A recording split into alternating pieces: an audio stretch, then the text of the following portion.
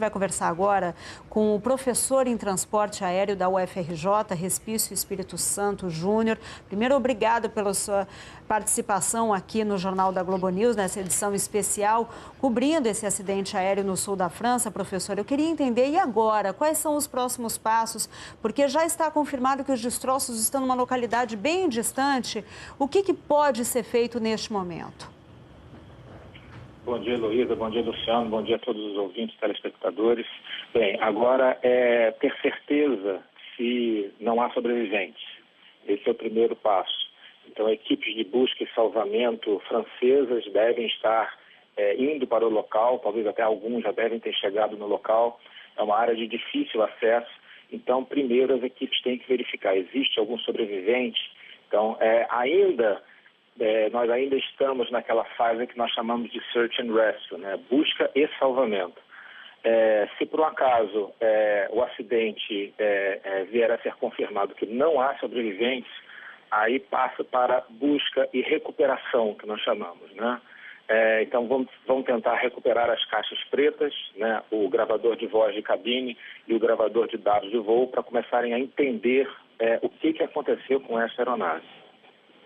Pois é. Professor, esses dados aí, por exemplo, né, que a gente sabe que no Air France, por exemplo, o professor...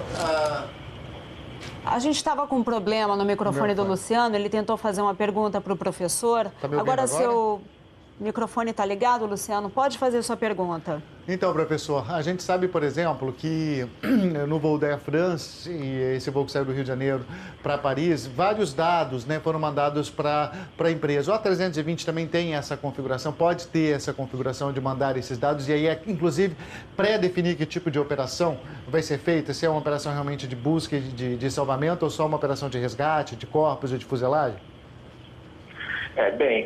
A empresa aérea que contrata esse tipo de serviço. A Air France tinha, na época, a contratação de envio online via satélite dos dados, né, do ACRS.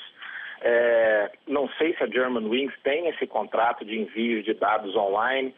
Por exemplo, uma empresa que não tinha, que nós sabemos que não tinha, era a Malaysian Airlines, no desaparecimento do voo 370, um ano atrás.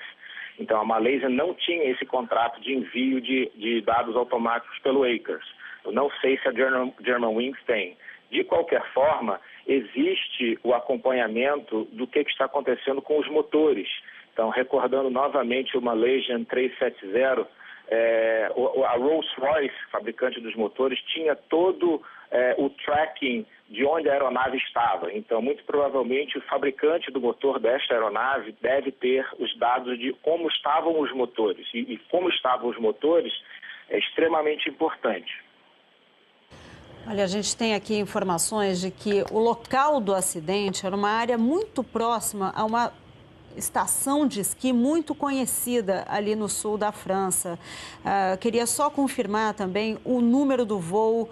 A gente tem aqui, pelas informações do Flight Radar, que é um site que acaba mostrando todos os voos em um determinado momento em operação naquele lugar, né? O número do voo é o 4U9525, era um voo que saiu de Barcelona em direção a Düsseldorf. Ainda não se sabe o nome dos passageiros, a lista não foi divulgada. Os parentes das vítimas estão sendo deslocados para uma sala em cada aeroporto, tanto no aeroporto de origem como também no aeroporto de destino, para que as pessoas recebam primeiro as informações antes de ter essa lista publicada pela imprensa internacional, mas já foi confirmado que dentro deste avião estavam 45 passageiros espanhóis e a maior parte das 148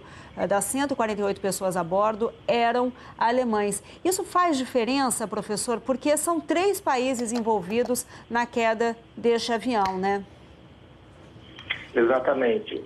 Bem, no caso, nós temos que a aeronave caiu em território francês. Então, é prerrogativa da autoridade de investigação de acidentes da França, do governo francês, liderar a investigação. É claro que a Europa trabalha muito em conjunto, né? Você tem um controle de tráfego aéreo só, que é o Eurocontrol, então tudo isso facilita bastante. O fabricante da aeronave é europeu, é a Airbus, que tem base na França, na Inglaterra, na Espanha, na Alemanha. Então, essa coordenação europeia, acredito eu, facilitará muito a investigação do que realmente aconteceu neste voo.